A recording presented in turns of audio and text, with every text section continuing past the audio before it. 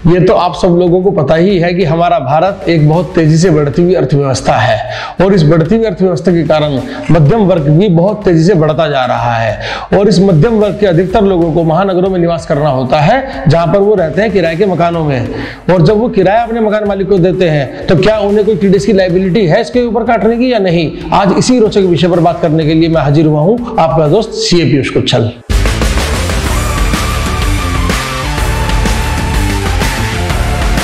इस वीडियो का विषय मुझे एक मेरे चैनल के सब्सक्राइबर श्री विनोद जी ने सुझाया है। उन्होंने अपने कमेंट के माध्यम से हमारी टीम का ध्यान इस विषय पर आकर्षित किया है और यह विषय फ्रेंड्स ऐसा विषय है जिसमें कि अधिकतर किराए पर रहने वाले लोग इससे लाभान्वित होंगे। मैं यहाँ पर विनोद जी का दिल से आभार प्रकट करता हूँ। 1 जून 2017 से पहले रेंट के ऊपर टीडीएस काटने की जिम्मेदारी केवल व्यापारिक संस्थान की होती थी और वो भी उन लोगों की जिनको अपना ऑडिट कराना होता था।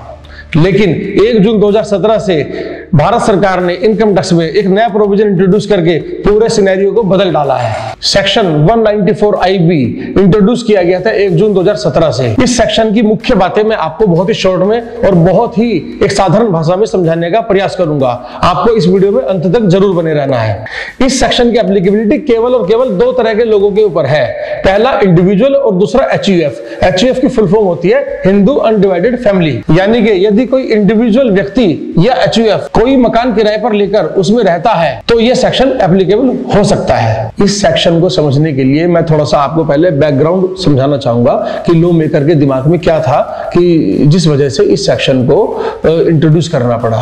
देखिए होता क्या था 1 जून 2017 से पहले तक कि जो टीडीएस रेंट के ऊपर होता था वो केवल ऐसे लोगों को काटना जरूरी था जो कोई व्यापार कर रहे थे या कोई प्रोफेशन में थे और वो अपना बैलेंस शीट बना के गवर्नमेंट के पास सबमिट कर रहे थे।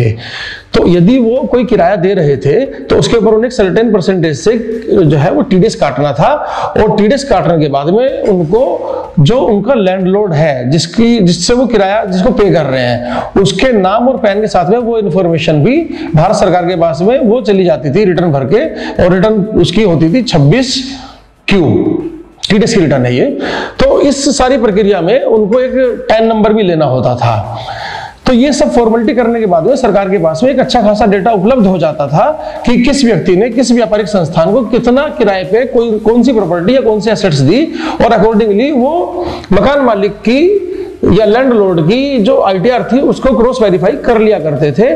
और वहां पर ये गुंजाइश नहीं रहती थी कि कोई किराए की इनकम आई और वो टैक्सेबल इनकम में किसी व्यक्ति ने नहीं दिखाई जानबूझ के या गलती से, तो वो उसको उस तरह से मैच कराने के पर्पज से ये सब चीजें टीडीएस की इंट्रोड्यूस की गई थी। लेकिन धीरे धीरे सरकार, क्योंकि सरकार भी अपने आप को डेटा के ऊपर काम करती है, डेवलप करती है, तो सरकार को यह भी समझ में आया कि अब क्योंकि मध्यम वर्ग बहुत तेजी से बढ़ रहा है और आय भी बहुत तेजी से बढ़ रही है, तो ऐसे बहुत सारे लोग हैं जो महानगरों में नगरों में रहते हैं किराए पर लेकिन व्यापार नहीं करते हैं, या तो वो कोई नौकरी कर रहे हैं या कोई ऐसा काम कर रहे हैं जिसमें उन्हें अभी बैलेंस शीट बनाने की जरूरत नहीं पड़ती है, वो छोटा व्यापार कोई कर रहे हैं, कुछ कर रहे हैं, ऑडिट कराने की जरूरत नहीं पड़ती है, लेकिन किराया वो काफी अच्छा खासा पे कर रहे हैं। तो उस कंडीशन में क्योंकि टीडीएस की कोई लायबिलिटी ऐसे लोगों की नहीं थी, क्योंकि वो व्यापार नहीं कर रहे थे, तो किराया तो वो दे रहे थे लेकिन वो व्यापार नहीं कर रहे थे, तो सरकार के पास में वो डेटा नहीं पहुंच पा रहा था और जहां पर टैक्स इवेजन की संभावना बनी हुई थी लैंडलॉर्ड के माध्यम से। तो इस समस्या को दूर करने के लिए सरकार ये प्रोविजन लेके आई 194 IB, जिसमें उन्होंने लायबिलिटी डाल दी है ऐसे लोगों की जो व्यापार भले ही ना कर रहे हो लेकिन एक सर्टेन अमाउंट से ज्यादा पर मंथ वो किराया पे कर रहे हो।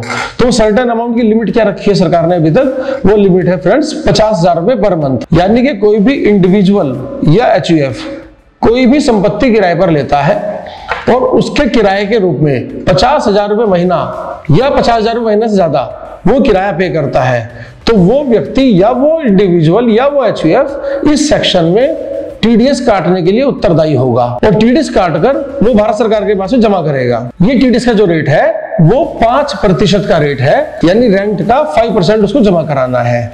यहाँ पर एक ध्यान देने योग्य बात यह है कि सरकार ने सुविधा की दृष्टि से इस सेक्शन में 10 नंबर की आवश्यकता को खत्म कर दिया है। इसका मतलब ये हुआ कि ये जो टीडीएस आपने काटा 5%, ये टीडीएस जो आपका लेजी है और लेजर है उनके पैन नंबर से ही जमा होगा।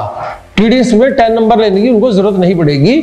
और इसके लिए स्टेटमेंट कम चालान फॉर्म नंबर 26 QC ये इनकम टैक्स साइट पे ऑनलाइन उपलब्ध होता है। वहां पर जाकर आपको अपनी डिटेल भरनी है, अपने लैंडलॉर्ड की डिटेल भरनी है, नाम, पता, एड्रेस और पैन नंबर, और टीडीएस की अमाउंट और रेंट की अमाउंट डाल के आपका वो फॉर्म सबमिट हो जाता है।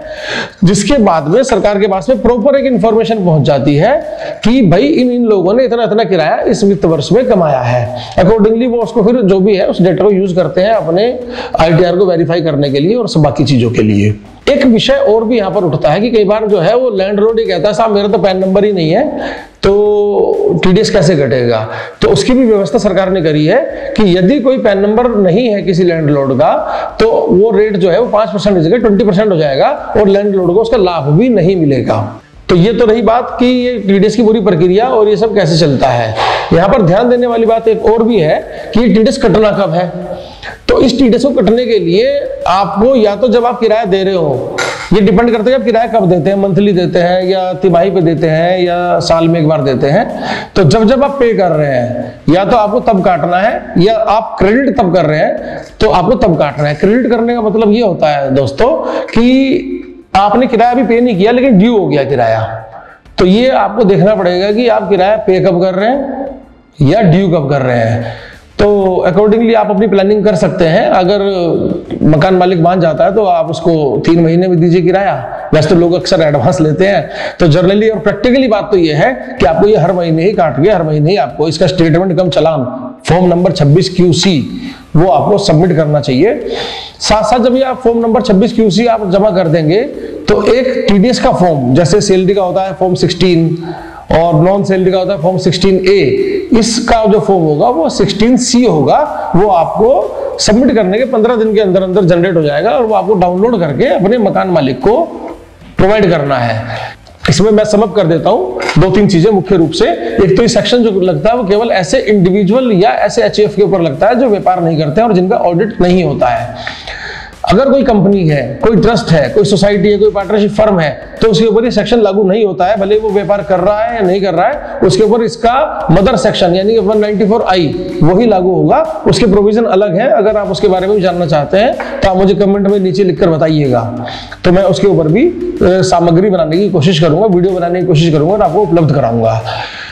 मुझे बड़ा अच्छा लगा कि मेरे सब्सक्राइबर ने ये विषय उठाया और मुझे भी लगा कि ये बहुत ज़रूरत का विषय है, तो मैंने इसके ऊपर वीडियो बनाया। अगर आपको ऐसे ही रोचक वीडियो चाहिए होते हैं या कोई सब्जेक्ट ऐसा आपके दिमाग में आता है कि जिस पे बात होनी चाहिए, तो आप प्लीज़ कमेंट में लिखिएगा, तो हम जरूर कोशिश करेंगे अपनी टीम के साथ में उस पर रिसर्च करें और आपके सामने वो विषय बहुत ही सरल भाषा में लेकर आए। बने रहिएगा मेरे साथ। मेरे चैनल को जिन लोगों ने सब्सक्राइब नहीं किया अभी तक, उनसे मेरा निवेदन है कि आप सब्सक्राइब कर दीजिए और इस वीडियो को लाइक और शेयर करते हुए चलते रहिएगा। धन्यवाद दोस्तों, थैंक यू वेरी मच।